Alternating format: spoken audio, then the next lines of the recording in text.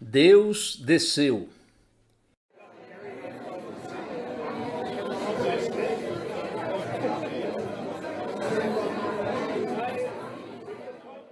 E completados 40 anos, apareceu-lhe o anjo do Senhor no deserto do Monte Sinai, numa chama de fogo de um sarçal. Então Moisés, quando viu isto, se maravilhou da visão e, aproximando-se para observar, foi-lhe dirigida a voz do Senhor, dizendo: Eu sou o Deus de teus pais, o Deus de Abraão, e o Deus de Isaque, e o Deus de Jacó. E Moisés, todo trêmulo, não ousava olhar. E disse-lhe o Senhor: Tira as alpacas dos teus pés, porque o lugar em que estás é terra santa. Tenho visto atentamente a aflição do meu povo que está no Egito, e ouvi os seus gemidos, e desci a livrá-los. Agora, pois, vem, e enviar-te-ei ao Egito. A este Moisés, ao qual haviam negado, dizendo: Quem te constituiu príncipe e juiz? A este enviou Deus como príncipe e libertador, pela mão do anjo que lhe aparecera no sarçal. Atos 7, versos 30 a 35. Assim como Estevão usa a história de Moisés em seu discurso ao Sinédrio, eu também estou tentando fazer a mesma coisa, porque o mundo ainda é como era no tempo de Estevão, no século I. O mundo continua rejeitando o Salvador do mundo. Como nos reunimos aqui na noite do domingo de Ramos, defrontamos-nos com o que o povo chama de Semana Santa e de Sexta-feira Santa, Good Friday, Sexta-feira Boa. Que significam essas palavras? Que é que esses dias representam? Que significam para as pessoas comuns deste país? Significam algo diferente dos feriados públicos, uma oportunidade para mais prazer, assim chamado para maior deleite? Que representam essas expressões e qual a sua significação? E sabemos a resposta plenamente bem. Para muitos esses dias não significam nada. Todavia, estes dias têm sido comemorados no correr dos séculos. Eles vão direto a este Novo Testamento, no qual estamos interessados e nos lembram coisas que aconteceram ainda antes dele. Não são conjecturações da imaginação dos homens, são registros, rememorações de eventos históricos. São sólidos, pertencem a histórias. Gostemos ou não, esse é o fato puro e simples. O domingo de Ramos lembra-nos o dia em que Jesus de Nazaré entrou em Jerusalém montado no jumento. Lembra-nos que as pessoas cortaram ramos de palmeiras e os puseram na rua, deitaram ali suas vestes e o aclamaram, dizendo: Hosana ao filho de Davi. Mas lembramos que o mesmo povo, a multidão fatal, a instigação dos principais sacerdotes, dos escribas, dos fariseus e de outros, estavam igualmente prontos a gritar dentro de poucos dias: Fora, fora, crucifica-o. João 19, verso 15. Pois bem, tudo isso são fatos. Muitas vezes me pergunto, por que chamamos a este ano 1967? E assinalo que é devido a esta pessoa que entrou em Jerusalém montado no jumentinho naquele domingo de Ramos. Estamos lidando com acontecimentos históricos e sua significação. Mas, reitero, a tragédia central da raça humana é que estas coisas não significam nada para a imensa maioria dos homens e das mulheres. Absolutamente nada. O problema geral da humanidade é que ela não se apercebe das questões mais importantes. Dedica muito tempo e atenção a outras coisas, mas as maiores delas, as mais gloriosas, ela ignora. Não lhe interessam e ela não as entende e não percebe a sua significação. Pois bem, isto sempre foi assim. Leiam de novo as narrativas registradas no princípio dos evangelhos sobre o nascimento de Jesus. Elas ilustram este fato e o resumem perfeitamente. Elas nos informam que José e sua prometida esposa Maria chegaram a Belém. Tiveram que ir para lá porque havia um edito procedente do governo imperial de Roma, determinando que todas as províncias conquistadas por Roma fossem recenseadas. Por isso todos tinham que ir registrar-se nas localidades particulares às quais suas famílias sempre haviam pertencido. Os romanos eram grandes planejadores. Não poderíamos ensinar-lhes coisa alguma em matéria de governo local. Ficamos extasiados sobre isso hoje em dia, mas eles eram velhos mestres nisso. Assim, todo mundo estava viajando e José e Maria tiveram que ir a este lugarejo chamado Belém. Mas quando chegaram lá, vocês se lembram, não conseguiram encontrar acomodação. Não havia lugar para eles na estalagem. Lucas 2, verso 7. E por isso foram dormir num estábulo. Pois bem, temos aí o quadro perfeito. Vocês podem simplesmente ver as pessoas na estalagem, todas conversando com grande animação acerca do recenseamento. Não gostavam disso, achavam injusto, sentiam-se lesados politicamente e esse era o assunto da conversa, da sua grande agitação. Ninguém dizia nada sobre o que estava acontecendo no estábulo. Era o mais momentoso, o mais estupendo evento que o universo conheceu e, todavia, ninguém sabia dele. Pode ser que tenha ouvido falar que lá estava uma pobre mulher prestes a dar luz, mas eles tinham reservado seus quartos meses antes e assim, porque os seus ocupantes deveriam sair? Certamente que não. Eles tinham todo o direito de reter a sua acomodação. Ela que cuidasse de si. Deveria ter feito reserva antecipada, e assim eles não sabiam o que estava acontecendo e não estavam conversando sobre isso. E o mundo ainda não conversa sobre estas coisas. Você sabe sobre o que o mundo está conversando sobre aqueles pobres alunos da Escola da Economia de Londres e vários outros assuntos. A estas coisas é dada a proeminência, e todo mundo fala, lê e expressa opiniões. Mas estes outros grandes eventos não são entendidos, não são comentados e não está sendo percebida a sua significação. Pois bem, a questão que nos confronta imediatamente é a seguinte: por que isso? Por que estes eventos que importam mais que todas as outras coisas podem ser esquecidos, ignorados e não ser entendidos? Ora, aqui chegamos à real essência do problema da humanidade, o problema do mundo meu e seu. Por que estes estudantes ficam tão inquietos? Por que outros pobres jovens tomam drogas?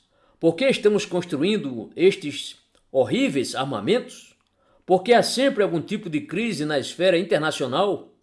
Porque toda dor, agonia e sofrimento que há no mundo, que se passa, não se pode fazer nada a respeito? Bem, agora aqui na Bíblia nos é dada a única resposta verdadeira a tudo isso. A real dificuldade da humanidade é que ela não está verdadeiramente ciente do seu problema mais profundo, da sua mais profunda necessidade. Ela toca de leve, na superfície e com remendos, os sintomas e as estranhas manifestações, sem jamais encarar o real problema, o problema difícil e central. Essa é a dificuldade. E é devido os homens e as mulheres nunca terem se apercebido da profundidade do seu problema, das suas condições desesperadoras, que não se interessam por estes eventos e fatos gloriosos, admiráveis, momentosos que ocorreram literalmente na história da raça humana. Nunca enxergaram a necessidade que eles têm deles. As duas coisas vão juntas. É só quando você se dá conta de que a sua situação é desesperadora que você manda chamar o especialista. Você se contenta em ir medicando os sintomas enquanto não percebe que há algo vitalmente errado. Então você se assusta e diz: preciso do melhor tratamento. E é exatamente a mesma coisa com a raça humana. Seu fracasso em não entender a sua necessidade e o seu problema explica a sua desatenção ao que Deus, em sua infinita graça, fez com relação a nós e a nossa salvação. Ora, é essa a consideração que eu quero colocar diante de vocês, e de novo farei isso por meio desta história concernente a Moisés. Estevão sabe que este é um excelente meio de apresentá-la aos membros do Sinédrio, e eu não posso pensar num meio melhor para fazê-lo agora, porque este Cristo continua sendo rejeitado pelos homens desavisados, pelos líderes. Permitam lembrar a vocês que o Sinédrio se compõe dos homens mais importantes da nação. Aí estão eles juntos, os líderes religiosos e os líderes políticos, todos misturados.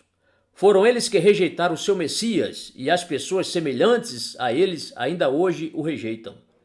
Vejamos então o que exatamente eles estão fazendo e por quê. Estevão, ao lidar com o caso de Moisés, pode mostrar o grande plano e propósito de Deus para a salvação do seu povo.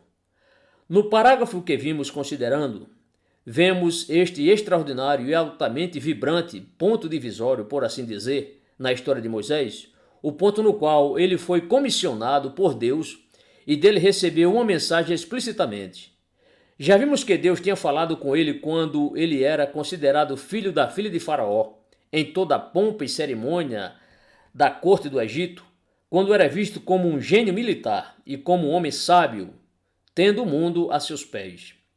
Deus lhe tinha falado e o fizera lembrar-se do seu povo, e ele se dispusera a abandonar todas as suas refulgentes vantagens, a fim de não somente obedecer às ordens de Deus, mas também para libertar o seu povo. Mas Moisés fora rejeitado e tivera que fugir por sua vida para a terra de Midian. E nos é dito que ele ficou lá 40 anos, realizando o trabalho servil de pastor de ovelhas. Então, uma tarde insípida e monótona, talvez quando não esperava absolutamente nada, ele tinha levado as ovelhas para pastarem por trás de certo monte. Oh, vida monótona e enfadonha! Mas ali ele fora confrontado por um fenômeno, uma sarça ardente, uma sarça em chamas que, contudo, não se consumia. E então ele tinha ido adiante para investigar, e depois lhe fora dirigida uma voz, um anjo, falando-lhe da sarça. À medida que temos considerado esta sarça ardente, temos visto que a essência da mensagem bíblica de livramento e de salvação é que ela é a ação de Deus miraculosa, sobrenatural e divina. E agora chegamos ao ponto em que nos vemos face a face com a mensagem que foi entregue a Moisés. Eu sou o Deus de teus pais, o Deus de Abraão, e o Deus de Isaque e o Deus de Jacó. E que mais disse Deus? Tenho visto atentamente a aflição do meu povo que está no Egito, e ouvi os seus gemidos, e desci a livrá-los. Agora, pois, vem, e enviar-te-ei ao Egito. Eis aí a mensagem. Moisés prefigura o que Deus fez supremamente na pessoa de Jesus Cristo, seu Filho unigênito. Esta é a mensagem que é meu privilégio manter diante de vocês e lhes oferecer. Examinemo-la então. Que vemos aqui? Primeiramente, Deus não esqueceu nem abandonou este mundo. Se eu não acreditasse nisso, não estaria neste púlpito, não teria mensagem e seria o pessimista dos pessimistas. Mas a minha mensagem é que o próprio Deus anuncia que não abandonou o mundo. E é assim que Deus se descreve a si mesmo. Eu sou o Deus de teus pais, o Deus de Abraão e o Deus de Isaque e o Deus de Jacó. Moisés conhecia bem a história e ele sabia exatamente o que Deus quis dizer. Essas palavras significam que Deus era o Deus da aliança, o Deus da promessa. Esta é a mensagem geral da Bíblia. Aqui estamos nós, neste mundo em dificuldade. Qual será a explicação disso tudo? Será que foi sempre assim? Estamos apenas emergindo gradativamente de alguma agonia e chegando à perfeição por algum processo evolutivo? Não, é exatamente o oposto. Deus fez o mundo perfeito e depois o homem, por seu pecado e rebelião, introduziu nele desordem e caos e, por cima, infelicidade. E se fosse deixado neste pé, não estaríamos aqui agora. Há muito o mundo teria supurado e caído no esquecimento, reduzido a nada. Todavia, estamos aqui unicamente por uma razão.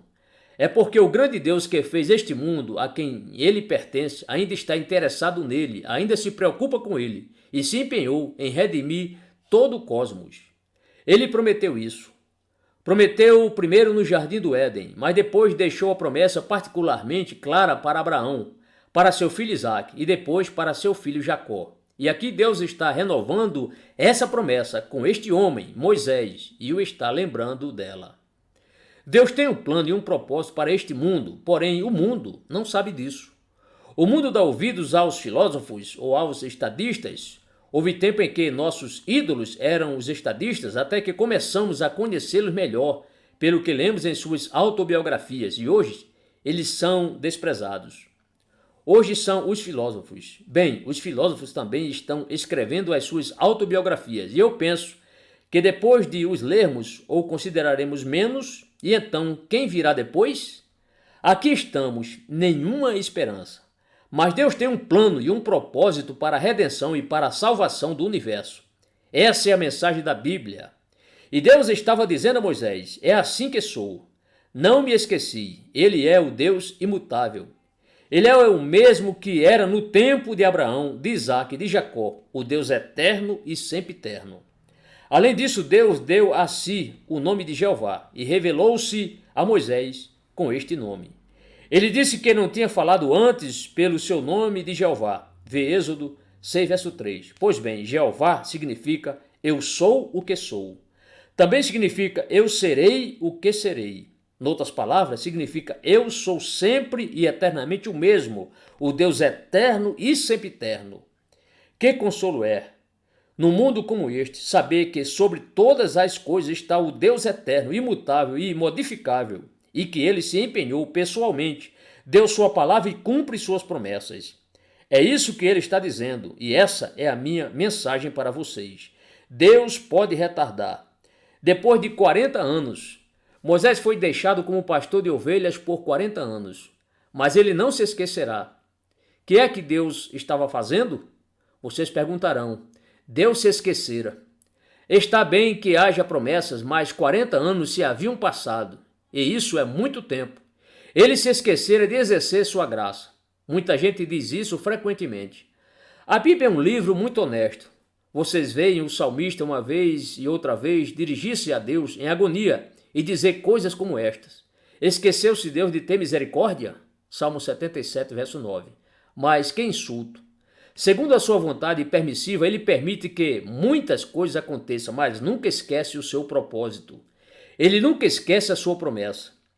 Esta é certa e segura, eterna e sempre eternamente, e a seu tempo ele a fará acontecer.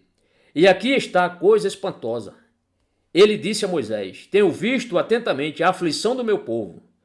Sobre o que ele estava falando? Ele estava falando sobre aqueles infelizes filhos de Israel no Egito, os quais tinham rejeitado Moisés e o tinham tratado tão mal quando ele apareceu diante deles como o seu libertador, o meu povo.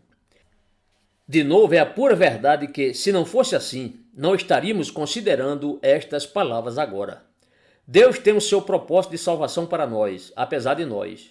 Apesar de nos termos rebelado contra ele, apesar de termos tentado cuspir em seu santo rosto, apesar de, em nossa arrogância, termos expressado as nossas opiniões sobre ele, sobre o que ele deveria fazer e não fazer, apesar de merecermos mais que justamente o inferno e o tormento e a destruição eternos e nada mais, apesar disso tudo, ele diz: o meu povo.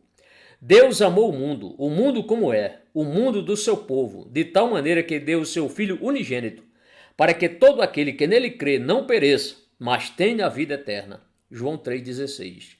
A verdade é que, como ouviu o apóstolo Paulo desde as profundezas do seu grande ser, era esta: nós, sendo inimigos, fomos reconciliados com Deus pela morte de seu Filho. Romanos 5, verso 10. Paulo tinha odiado Cristo, tinha-o denunciado como blasfemo, este Jesus. Mas depois, quando descia de Jerusalém para Damasco, respirando ainda ameaças e mortes, Atos 9, verso 1, com o fim de exterminar aquele pequeno corpo de cristãos que ali se reunia secretamente, de repente Paulo o viu. Paulo nunca esqueceu isso. Saulo, Saulo, o Senhor perguntou: por que me persegues? Atos 9, verso 4. E assim, escrevendo anos mais tarde aos cristãos da Galácia, Paulo diz: o Filho de Deus, o qual me amou e se entregou a si mesmo por mim. Gálatas 2, verso 20. Escrevendo a Timóteo, ele diz: dantes fui blasfemo e perseguidor e opressor, diz ele, mas alcancei misericórdia. 1 Timóteo 1, verso 13. Ele me olhou com misericórdia, ele me salvou, apesar de mim mesmo. Essa é então a grande declaração inicial. Deus não abandonou o mundo e imediatamente isso nos dá esperança. Deus prometeu esta redenção apesar de nós, apesar da pior coisa que se possa dizer verdadeiramente da pior pessoa deste auditório. Há eterna esperança nele. Que evangelho! Mas o segundo ponto exposto clarissimamente nesta passagem é que Deus fez esta promessa e projetou este grande plano de salvação unicamente em decorrência do seu amor, da sua piedade e da sua compaixão. Como estas palavras são comoventes. Tenho visto. Na qualidade de Deus eternamente autossubsistente, tenho visto atentamente a aflição do meu povo. O hebraico pode ser traduzido alternativamente assim: certamente eu tenho visto. Vendo, tenho visto. E não somente isso, ele diz também: ouvi os seus gemidos. É quase incrível que Deus, que existe desde a eternidade, que não precisa nem um pouco de nós, que pode viver sem nós, se interesse, se preocupe, vele, olhe, dê atenção e ouça. A compaixão do Senhor. Isto explica o grande drama da redenção, como vocês o veem em Jesus de Nazaré, o Filho de Deus. Esta é a explicação disso tudo. É que Deus olhou para baixo, por assim dizer, do céu ele viu o que o pecado e o mal tinham feito com os homens e com as mulheres originariamente criados por ele.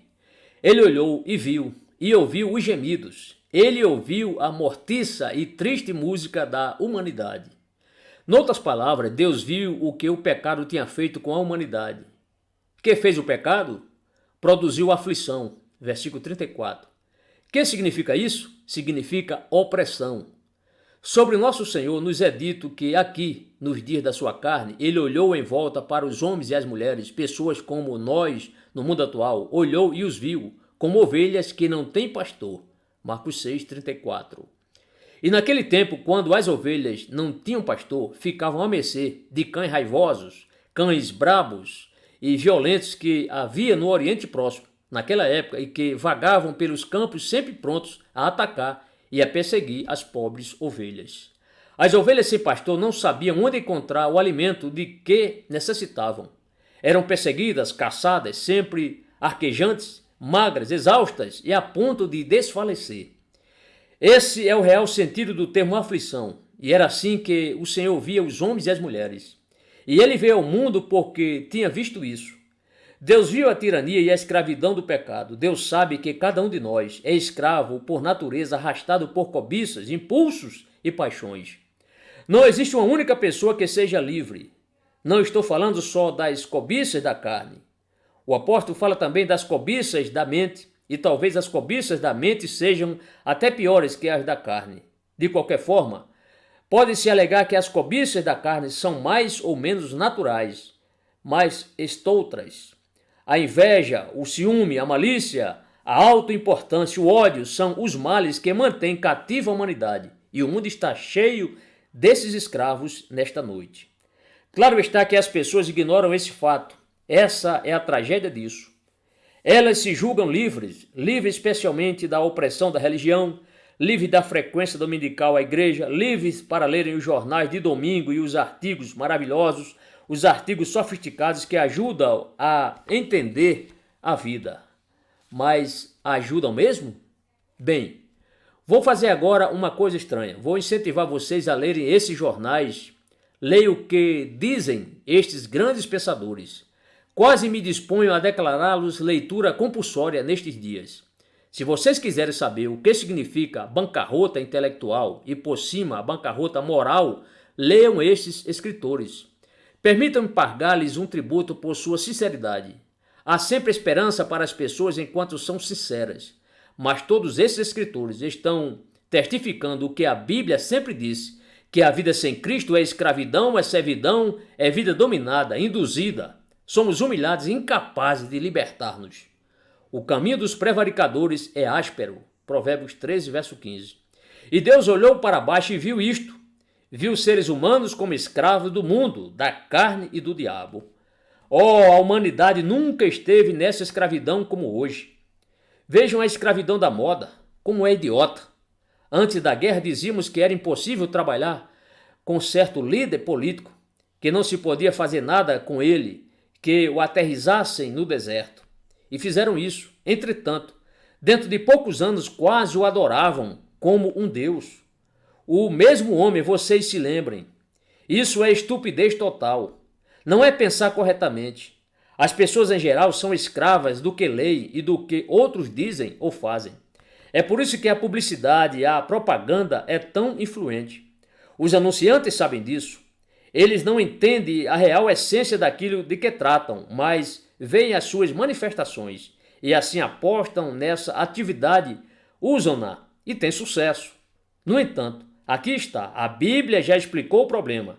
As pessoas são escravas do pecado e não podem libertar-se. A esta aflição produzida pelo pecado não é só escravidão, é miséria. Deus não somente viu, ele ouviu os gemidos. Oh, a infelicidade que há no mundo, o sofrimento, a miséria, o desgosto. Pense nisso, meus caros amigos. Há pessoas neste auditório, não as conheço, mas eu sei que há pessoas com o coração partido aqui. Você pode vestir-se respeitavelmente, pode vestir-se seguindo a moda, mas por baixo há um coração quebrantado, uma infelicidade que lhe dá agonia. E o universo, em especial, a humanidade geme. Mas esta é a glória da mensagem que tenho o privilégio de lhe proclamar. Deus pode ouvi-lo e ouve. Ele ouve o gemido, a miséria, a vergonha, a infelicidade, o sofrimento. Ele conhece o medo, a dor, a desesperança. Ele vê tudo isso. Ele ouve isso tudo e tem piedade de nós. O coração do Eterno é maravilhosamente bondoso. F.W. Faber. E então, tendo visto e ouvido, ele afirma que vai fazer algo sobre isso. Ouvi os seus gemidos e desci a livrá-los. Agora, pois, vem e enviar-te-ei ao Egito. Foi essa mensagem. E hoje é essa mensagem do Evangelho de Jesus Cristo. E é a única esperança. Essa é a mensagem que o Sinédrio rejeitou. E essa é a mensagem que as pessoas ainda rejeitam. Elas dizem, Domingo de Ramos. Que significa? Que disparate. Não experimente essa futilidade. Nem fale sobre essa coisa horrível que um homem pode morrer por outro. Essa continua sendo a atitude do mundo. E ele está perdendo esta gloriosa mensagem que declara o que Deus disse e fez. Qual é ela? Permita que eu faça um sumário desta mensagem para vocês. Deixem que isto controle o seu pensamento nestes próximos dias. E se fizerem isso, verão que estão face a face com a mais gloriosa notícia que o mundo já conheceu ou pode conhecer. É esta. Deus vai libertar. Ele diz, eu vi a aflição do meu povo e desci para livrá-lo. É isso. Deus na glória, nos céus, desce. Ele não esqueceu, não abandonou, não desistiu. Oh, meu caro amigo, em sua angústia, em seu desespero, em seu fracasso, se tão somente pudesse ver a esperança que há para você. Deus sabe da sua infelicidade. Ele desce e tem feito isso desde que o homem se desviou.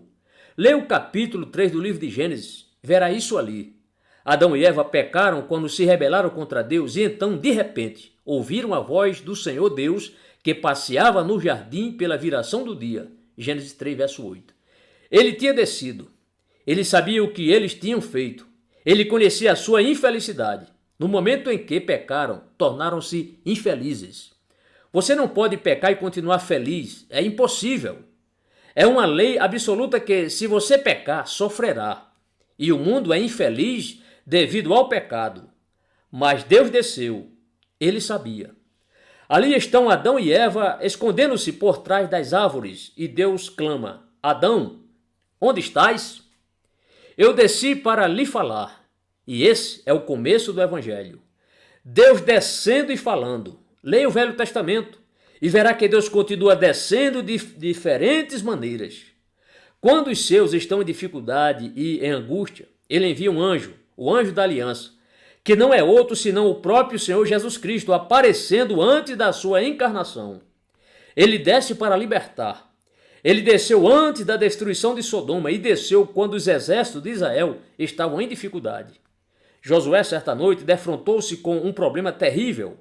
A aniquilação estava face a face com ele e ele não sabia o que fazer. De repente, teve consciência de uma presença, que era, Deus disse, venho agora como príncipe do exército do Senhor. Josué 5, verso 14.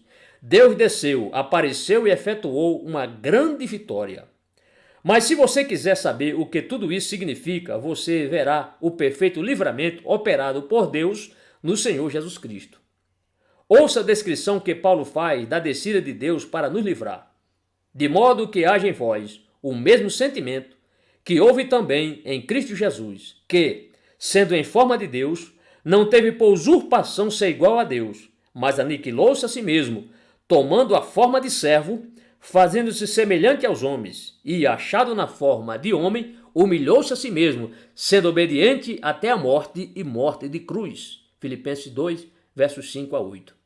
Desci. Eis aí o Filho eterno de Deus, aquele de quem João escreve: no princípio era o Verbo, e o Verbo estava com Deus, e o Verbo era Deus. João 1, verso 1. Deus em três pessoas, bendita Trindade, escreveu o escritor de hinos, Reinald Heber. O Pai, o Filho e o Espírito Santo gozando, sem mescla ou confusão, a glória da eternidade. Mas, num dado ponto, o Filho veio morar na terra, como diz o hino infantil. Gosto de ouvir a história que os anjos do céu contam, que o eterno Rei da Glória veio morar na terra. Emily Huntington Miller. Esse é o significado do bebê de Belém. Este é Deus, o Filho que desceu ao mundo. Ele deixou os palácios do céu, dos sublimes palácios da glória, a cruz da mais profunda miséria. Robert Robson. Foi isso que aconteceu no nascimento de Jesus de Nazaré, na pequena vila de Belém. Deus, o Filho Eterno, desceu na semelhança de homem, em semelhança da carne e do pecado. Romanos 8, verso 3. Ele humilhou-se, despiu-se dos sinais e da insígnia da sua glória sempiterna. Oh, veja o que isso significa.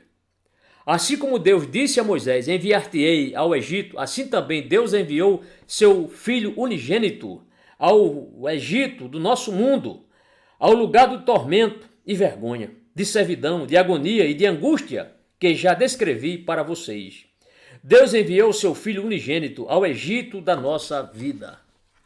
Observem-no, vejam sua fraqueza, um bebê indefeso.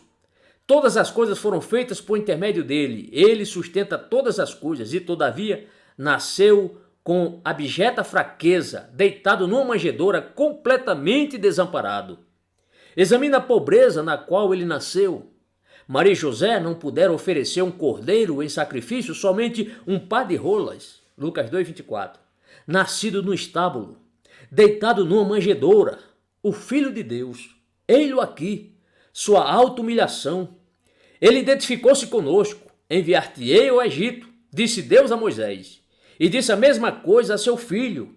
Desce, desce, vive entre eles, sê como um deles. E o nosso Senhor fez isso. Identificou-se conosco. Trabalhou com suas mãos como carpinteiro, teve vida comum. Ouviu toda a tagarelice, todos os mexericos e todas as maledicências, todas as coisas cruéis e maldosas que as pessoas dizem umas às outras, como faziam a respeito dele. Ele conheceu tudo isso. Esteve em tudo isso, participou disso tudo.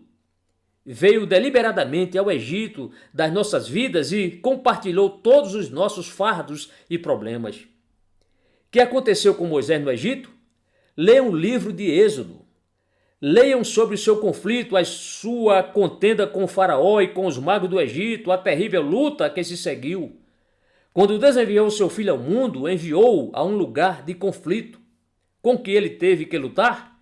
Teve que lutar com o diabo. Foi tentado 40 dias e 40 noites no deserto. O diabo provou e fez tudo o que pôde para derribá-lo, para pô-lo abaixo. Mas ele o combateu. E vejam a luta com os escribas, os fariseus e os herodianos. Observe o espaço dado a tudo isso nos 4 evangelhos. Lá estavam eles, sempre a questioná-lo, a fazer-lhe perguntas ladinas e capciosas. Toda essa loucura e todo esse opróbrio. Mas ele se sujeitou a isso. Passou por isso tudo. Ele sabia que é isso que aconteceu com todos nós. E assim se identificou conosco. Compartilhou nossas vidas.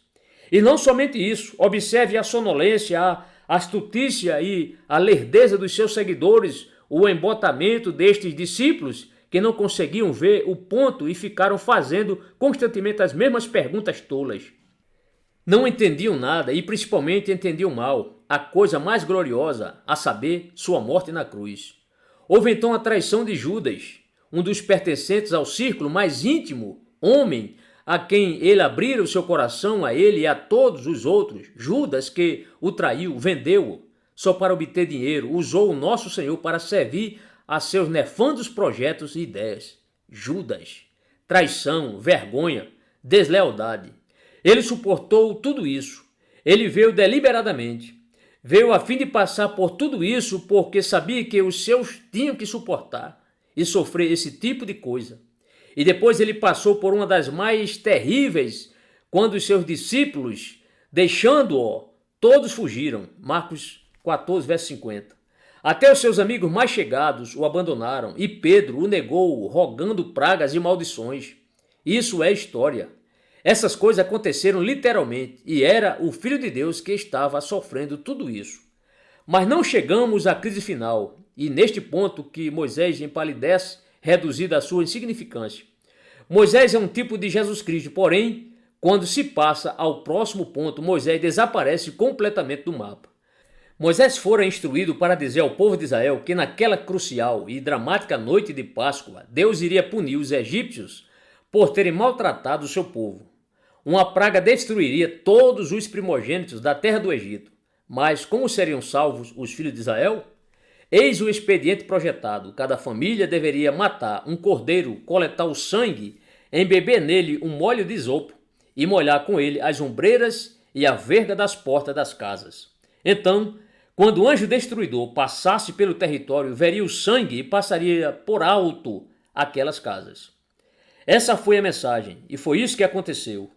Os filhos de Israel foram tirados do Egito nessa dramática e momentosa noite. Isso é apenas uma figura do que Deus fez por mim e por vocês, na pessoa de seu Filho unigênito.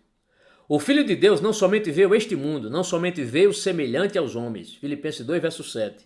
Não somente se humilhou e se fez servo, não. A coisa vai mais longe que isso. Ele foi obediente até a morte, e morte de cruz, Filipenses 2, verso 8. Ele veio a fim de morrer na cruz. Era preciso que seu sangue fosse derramado. Por quê? Oh, meus amigos, por esta razão, para que no juízo Deus passasse por cima da pessoa coberta com esse sangue, a fim de que ela fosse perdoada e posta em liberdade. Ele veio para fazer isso. Ele é o Cordeiro de Deus. O apóstolo Pedro, em sua primeira epístola, lembra essa verdade às pessoas cristãs para as quais está escrevendo com estas palavras. Sabendo que não foi com coisas corruptíveis, como prata ou ouro, que fostes resgatados da vossa vã maneira de viver, que por tradição recebeste dos vossos pais, mas com o precioso sangue de Cristo, como de um cordeiro imaculado e incontaminado, o qual, na verdade em outro tempo, foi conhecido, ainda antes da fundação do mundo, mas manifestado nestes últimos tempos por amor de vós e por eles credes em Deus. 1 Pedro 1, verso 18 a 21. Esse é o método divino de salvação. Ele envia seu Filho a este mundo para levar em seu corpo os nossos pecados no madeiro. É esse o sentido do culto da ceia do Senhor. Naquela última noite, antes de ser crucificado, o nosso Senhor tomou o pão, partiu-o e disse: Tomai e comei.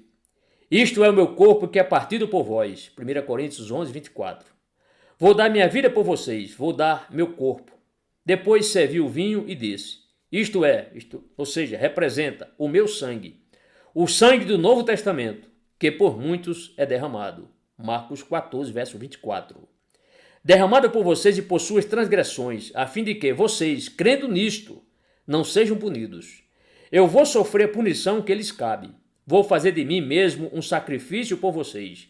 Eu sou o Cordeiro de Deus, morto para que vocês sejam libertados.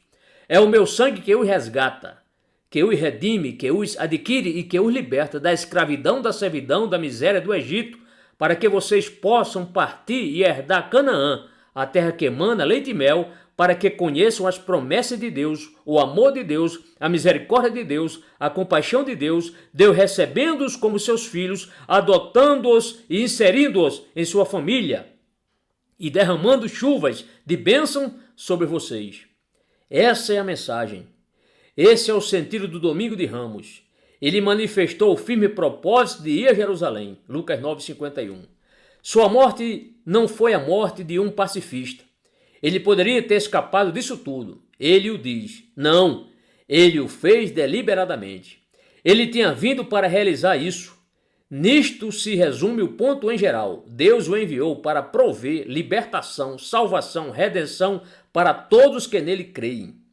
Seu sangue foi derramado para que nós, cobertos, por assim dizer, por seu sangue, sejamos aceitos por Deus, sejamos poupados do juízo, da miséria eterna e da infelicidade de que somos mais que merecedores e, ao contrário, para que nós entremos na herança dos filhos de Deus e dos santos na luz e possamos contemplar de antemão a visão beatífica.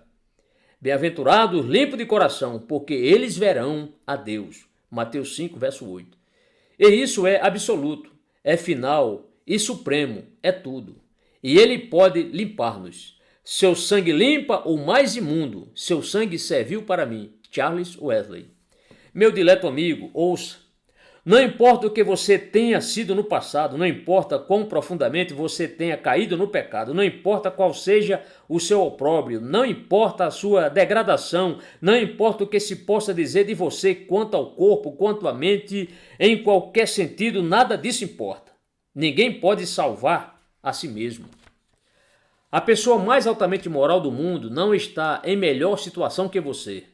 Porque todos pecaram e estão destituídos da glória de Deus. Romanos 3, 23. Não há um justo, nenhum sequer. Romanos 3, verso 10.